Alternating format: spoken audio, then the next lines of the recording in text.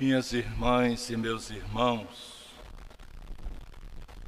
como é grande a Santa Missa, nos lembrava sempre nosso saudoso Dom Helder Câmara. Nesta manhã, na mesma celebração, aqui estamos uma vez mais, como nos lembram os santos padres, diante do trono de Deus. Primeiro, preparando-nos para a festa do Santíssimo Salvador, no próximo domingo, titular da nossa Igreja Catedral e padroeiro de Olinda. Também estamos celebrando a memória de São João Maria Vianney, patrono dos presbíteros. E ainda, rendendo graças pelo pastoreio de Dom Fernando. Preparando-nos para a festa da Transfiguração do Senhor, a qual, para nossa arquidiocese, é solenidade, uma vez que o Santíssimo Salvador, naquele dia celebrado, dá nome a esta catedral. Ele é o titular. Está nos acompanhando para a oração, reflexão e aprofundamento durante este tríduo, o tema do terceiro ano vocacional no Brasil: vocação, graça e missão. Daqui a pouco vamos rezar no prefácio. Nos vossos santos e santas, Senhor, ofereceis um exemplo para a nossa vida, a comunhão que nos une, a intercessão que nos ajuda. Fiquemos com a segunda serventia dos santos e santas, um exemplo para a nossa vida, para a nossa vida de presbíteros. Queridos padres, meus irmãos, relembrar alguns aspectos da vida do nosso patrono, São João Maria Vianney, o cura d'Ars, nos fará muito bem neste dia. Nascido a 8 de maio de 1786, cedo, como tantos de nós, descobriu a sua vocação para o sacerdócio, tendo que enfrentar a forte resistência do seu pai. Perseverou e, aos 20 anos, ingressou no seminário. Considerado pelos professores e superiores como um rude camponês, que não conseguia acompanhar os estudos, logo foi excluído. Mas, contando com o apoio do seu pároco, permaneceu no seminário e, com quase 30 anos, foi ordenado sacerdote. 4 anos depois, acabou sendo nomeado pároco da pequena aldeia de Ars, onde permaneceu por longos 42 anos. Agora há pouco, na primeira leitura, nos ensinou o profeta Ezequiel que Deus, muitas vezes, nos permite os empecilhos, pois eles nos colocam face a face com as circunstâncias que nos pedem para decidir se devemos segui-lo ou não. Apesar de pequena, Ars era uma aldeia que respirava os muitos vícios da época. Contudo, o padre João aos mesmos não se curvou.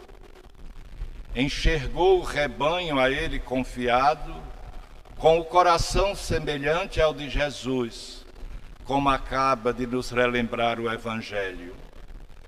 vendo Jesus as multidões, compadeceu-se, teve compaixão, porque elas estavam cansadas e abatidas, como ovelhas que não têm pastor.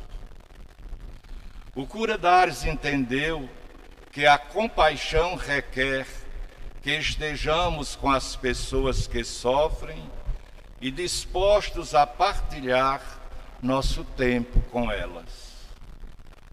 Esse foi, por assim dizer, o espírito do nosso patrono, sem ao menos poder ser confessor, uma vez que era considerado incapaz de guiar consciências.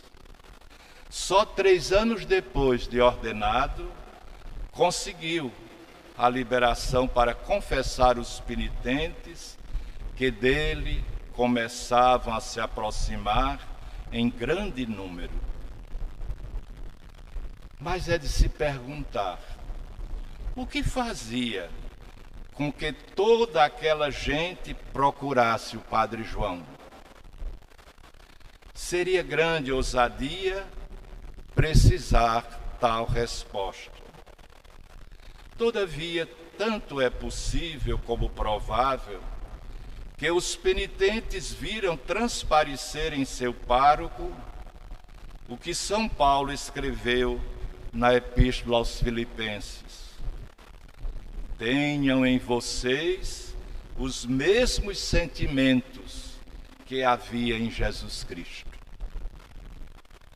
Eram, sem dúvida, os sentimentos do Senhor que reluziam naquele pároco, como os raios da luz refugem no espelho cristalino. Vale a pena, nesse dia dedicado ao cura d'Ars, e em consequência a nós padres, porque é nosso patrono, refletirmos. A fé cristã católica nunca foi e não é substancialmente um sentimento, assim como não se baseia em emoções vagas. Emoções e sentimentos induzem o sujeito a priorizar e a concentrar sua atenção naquilo que supõe ser uma evidência, quando, na maioria das vezes, se trata de um produto da sua imaginação, uma projeção dos seus problemas e frustrações, dos seus desejos e anseios. Por conta disso, não causa nenhum espanto a nenhum de nós o fato de muitos se refugiarem no universo religioso. Nesse universo, passam a viver e a se alimentar de expectativas previamente supostas. Contam com que algo de extraordinário irá acontecer e mudar tudo de uma hora para outra, de modo repentino, instantâneo. Basta acreditar que o milagre vai acontecer e pronto. Perguntemo-nos, com honestidade, o que sobra quando tais expectativas não se realizam conforme o esperado? O que sobra é simplesmente a desilusão, pois durante o tempo todo acreditaram em um Deus que criaram para si e a partir de si. Exatamente por isso, bem ensinou o Papa Bento XVI, de feliz memória, nos dizendo: nossa fé não deve ser limitada à esfera do sentimento e das emoções. No mesmo norte do seu antecessor, o Papa Francisco afirmou, numa entrevista a ele feita: A fé não é um sentimento. Às vezes o Senhor nos dará a graça de senti-la, mas a fé é algo mais. A fé é minha relação com Jesus Cristo. Eu acredito que Ele me salvou. Esse é o ponto justo da fé. Assim, portanto, os sentimentos que os muitos penitentes viam em seu pároco, o cura d'Ars, era a sua configuração com o Senhor, na sua generosidade e humildade, no dom de si a quem o procurava. Tratava-se não só, nem simplesmente, de seguir o exemplo de Jesus como uma ação moral, mas de um compromisso existencial. Os incontáveis penitentes viam naquele frágil homem, sentado no confessionário, uma postura de fé de alguém que lhe dizia: creia, Jesus te quer bem. Daqui é de se presumir que o santo cura não foi tão prontamente procurado porque dizia aos fiéis o que lhes era conveniente, mas porque lhes desterrava da mentira em que viviam. Essa, sem dúvida, é a característica do bom pastor. Nosso santo padroeiro não se escondeu, estava ali, no confessionário. Atraía muitos pela verdade da cruz do Senhor, que afirmou: quando eu for levantado da terra, atrairei todas as pessoas para mim. Certamente não agradou a todos, e por isso ele mesmo dizia: o sacerdote só será bem compreendido no céu. Mas fazendo valer as palavras do salmista, escolhi o caminho da verdade. Fez ver aos penitentes que ninguém estava obrigado a escolher essa via. Contudo, não deixou de fazê-los cientes do que consta no livro dos Provérbios: o Senhor odeia os lábios mentirosos, mas se agrada com os que falam a verdade. Meus irmãos padres, nossas palavras, evidentemente, não se esgotam com o que até aqui dissemos. Muito mais poderíamos decifrar da prática pastoral de São João Maria Vianney. Muito mais cada um de nós, ministro ordenado, pode decodificar da vida desse santo homem, tão distante de nós no tempo, mas tão próximo pelo exemplo de dedicação e amor à Igreja. Nossas últimas palavras dirigem-se agora ao senhor Dom Fernando. Em nome dos que aqui se encontram ou representam, seus mais próximos colaboradores, não falo de proximidade física, mas no serviço pastoral administrativo, porque de todas as ovelhas o Senhor procurou tornar-se próximo. O Senhor, Dom Fernando, sem dúvida alguma, vai continuar sentindo o cheiro das ovelhas que o Senhor tão bem soube pastorear. Todos sabemos e somos testemunhas de tantas alegrias vividas, tantas tristezas, infelizmente, muitas delas provocadas por nós, membros do clero. Hoje, e já há alguns dias, muitos lhe agradecem. As homenagens se multiplicam, assim como os aplausos.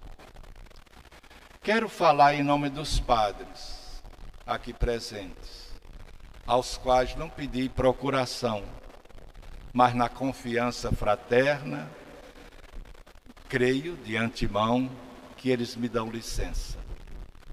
Os de ontem e os de hoje, os ordenados ou não pelo Senhor, preferimos, Dom Fernando, nos assemelhar aos penitentes que procuravam o cura d'Ars e lhe pedimos perdão. Por não termos sido os sacerdotes que deveríamos ser, conforme as precisas orientações do Santo Concílio Vaticano II. Pelas vezes que não assumimos verdadeiramente o presbitério do qual fazemos parte, não valorizando a unidade e a pluralidade que são os polos da comunhão cristã católica. Por não ter colocado no nosso labor pastoral o plano arquidiocesano de pastoral como meta a ser conquistada. Pelo nosso não comprometimento com a pastoral de conjunto que o Senhor tanto incentivou. Sabíamos e sabemos que a apostolicidade é a propriedade graças à qual a Igreja conserva, através do tempo, a identidade de seus princípios de unidade, tais como recebeu do Cristo na pessoa dos apóstolos e dos seus sucessores. Pedimos humildemente, Dom Fernando, que nos perdoe. E desde já, diante do altar de Deus, nos comprometemos com o seu sucessor, Dom Paulo Jacques, desejando ser melhores. Somos gratos a Deus, Dom Fernando, pela sua presença entre nós, pelas boas sementes que o Senhor semeou, das plantas que cresceram e de tantos frutos colhidos.